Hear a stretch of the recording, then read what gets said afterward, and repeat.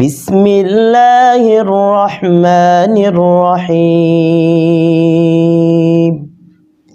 ওয়াল আসর ইন্নাল ইনসানা লাফি খুসর إلا الذين آمنوا وعملوا الصالحات وتواصوا بالحق وتواصوا بالصبر صدق الله العظيم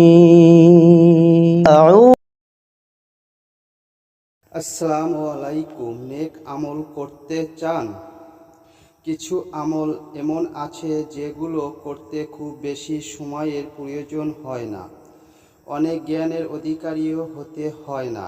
কিছু এগুলোর ফজিলত অনেক বেশি, যেগুলো বান্দার আমলনামাকে ভারী করে।